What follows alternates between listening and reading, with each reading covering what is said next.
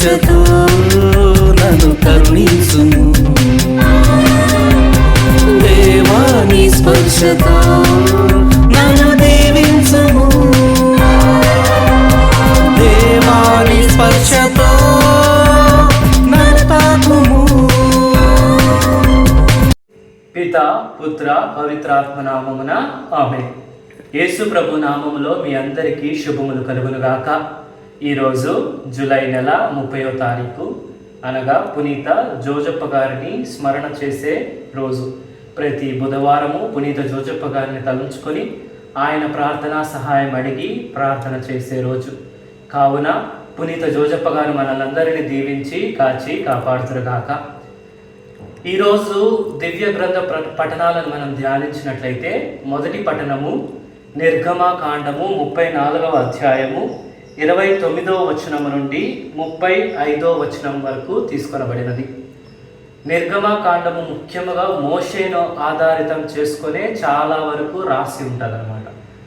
ఈ యొక్క నేపథ్యంలో ఏం జరుగుతుందంటే, మోషే ఒక కొండ మీద దేవుని ఎదుట ప్రార్థన చేస్తూ ఉండగా దేవుడు 10 ఆజ్ఞలను మోషే చేతికి ఇస్తాడు. ఆయన సొంత చేతితో రాసిన ఆజ్ఞలను ఇస్తాడు. ఎక్కువ సమయం దేవుడితో ఆ కొండ మీద మోషే గడపడం వలన మోషే యొక్క ముఖము మహాకాంతివంతంగా తయారైంది అనే దాని గురించి ఈరోజు మొదటి పఠనము తెలియజేస్తుంది. ఆ కొండ దిగి వస్తూ ఉన్నప్పుడు మోషే ముఖము మహాకాంతితో వెలుగుచూ ఉండడం వలన అక్కడ చూసిన జనులు అతని దగ్గరికి వెళ్ళడానికి కూడా భయపడిరి.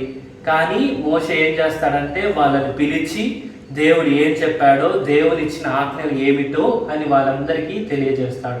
కావున ఎప్పుడైనా మోషే ఈ విధంగా కొండ మీదకి వెళ్ళి దేవునితో సంభాషించి వచ్చినప్పుడు అతని ముఖము ప్రకాశవంతముగా అవుతోంది అని ఈరోజు మనకు బైబిల్ గ్రంథము తెలియజేస్తుంది.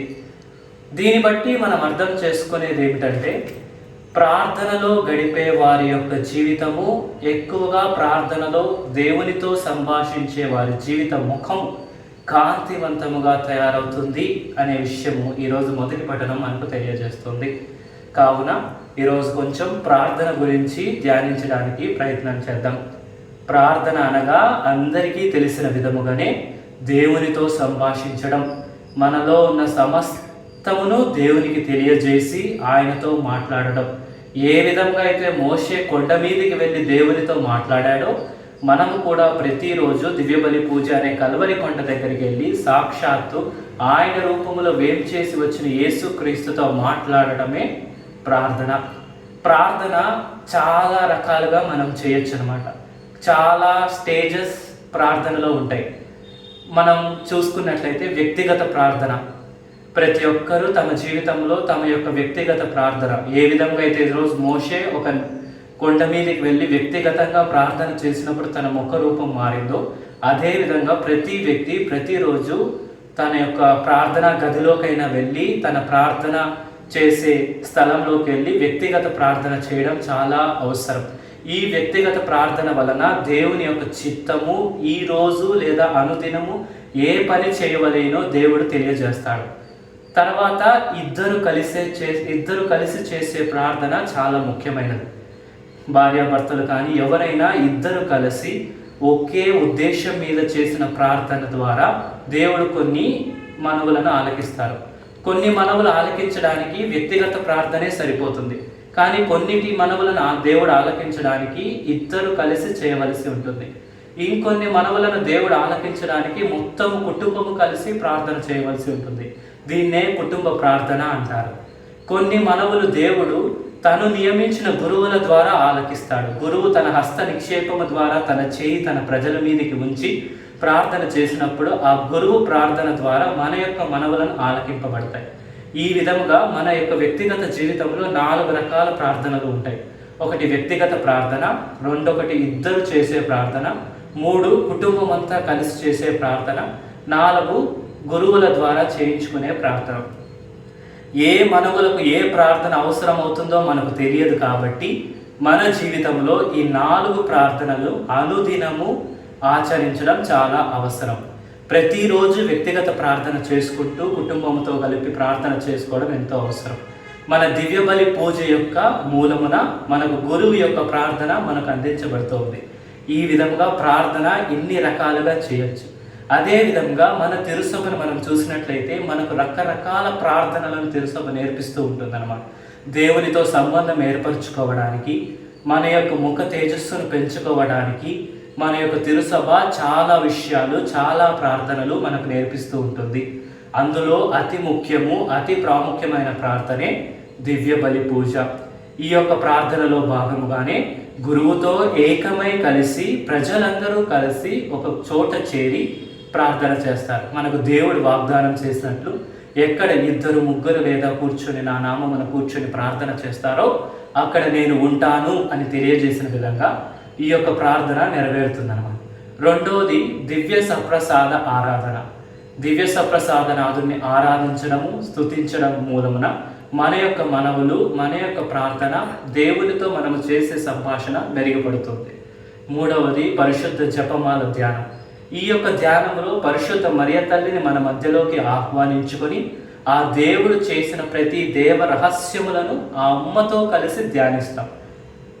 ఎవరైతే దేవునికి అతి సన్నిహితలో ఉన్నారో వారిని మన మధ్యలోనికి పిలుచుకొని, అనగా మన తల్లి అయిన మరియమాతను మధ్యలోకి పిలుచుకొని ఆమె మూలమున దేవుడు చేసిన అద్భుత క్రియలను ఒక్కొక్క పూస, ఒక్కొక్క గుర్తులో ధ్యానిస్తూ పోవడమే ఈ యొక్క జపమాల ప్రార్థన యొక్క ముఖ్య లక్షణం.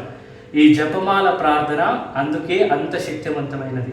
ఎప్పుడైతే ఒకే దాని గురించి పదే పదే ఉచ్చరిస్తున్నప్పుడు దాని యొక్క ఆ రహస్యం యొక్క లోతైన భావం మనలోనికి ఎక్కుతుంది అనే ఉద్దేశంతోనే ఈ యొక్క జపమాల ప్రార్థన మనకు ఇవ్వబడి ఉన్నది.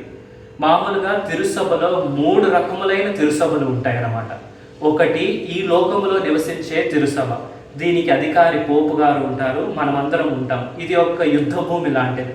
ఎప్పుడు నిరంతరం ఆత్మకు శరీరానికి యుద్ధం జరిగే చోటే ఈ యొక్క మొదటి భాగం యొక్క తిరుసభ. రెండో భాగం తిరుసభ ఈ యుద్ధంలో విజయం పొంది పరలోకములో మన కోసమై ప్రార్థన చేస్తున్న తిరుసభ రెండవ భాగం. వీళ్ళు విజయము పొందిన తిరుసభ అని అంటారు. మూడవ భాగం ఏంటంటే ఈ లోకములో మరి నరకానికి వెళ్ళే అంత పాపం చేయకోకుండా కూడా పరలోకానికి వెళ్ళవలసిన సుగుణములు కూడా లేకుండడం వల్ల వీళ్ళు వచ్చి ఉత్తరించు స్థలంలో ఉంటారన్నమాట. ఇది మూడవ రకమైన తిరుసభ. ఈ విధంగా మనం తిరుసభ చూస్తే ఈ లోకంలో ఒక తిరుసభ, విజయం పొందిన తిరుసభ, మన సహాయాన్ని అర్థిస్తున్న తిరుసభ. కాబట్టి మనకు 3 రకములైన చర్చ్ ఉందని మన యొక్క సత్యోపదేశం తెలియజేస్తోంది. అందుకే మనం ప్రార్థన చేసినప్పుడు మనకు సహాయముగా మనకు ప్రార్థన చేయమని విజయం పొందిన వారిని అడుగుతాం. అందుకే పునీతుల ప్రార్థన తిరుసభలో చాలా ముఖ్యమైన ప్రార్థనగా ఉంటుంది. అదేవిధంగా మనమందరము కలిసి ఎవరైతే ఉత్తరించు స్థలంలో ఉన్నవారు ప్రార్థన చేయలేరో వారి కోసం ప్రార్థన చేసి వారి పాపములను మన్నించమని వేడుకుంటాం. ఈ విధముగా ఈ యొక్క 3 స్థలాలు అనేది నిరంతరము కనెక్ట్ అయి ఉంటాయి అన్నమాట. ఈ విధంగా మనం తిరుసభలో పునీతుల ప్రార్థనలు కూడా అడుగుతాం. ఇది ఒక రకమైన ప్రార్థన, పునీత ప్రార్థన. కావున మన తిరుసభ ఏర్పరిచిన అన్ని ప్రార్థనలను మనము ఉపయోగించుకొని దేవునికి ఇంకనూ సన్నిహితులై జీవించే కృపను ఆ ప్రభు మనకు దయచేయమని వేడుకుందాం. ప్రార్థనలో గొప్పగా ఎదుగుచు ప్రార్థనా జీవితాన్ని, దేవునితో సంభాషించే జీవితాన్ని మెరుగుపరుచుకొని మోషే వలె మన ముఖములు కూడా కాంతివంతంగా తయారవ్వాలని ప్రార్థన చేస్తూ పిత, పుత్ర, పవిత్రాత్మ నామమున ఆమేన్.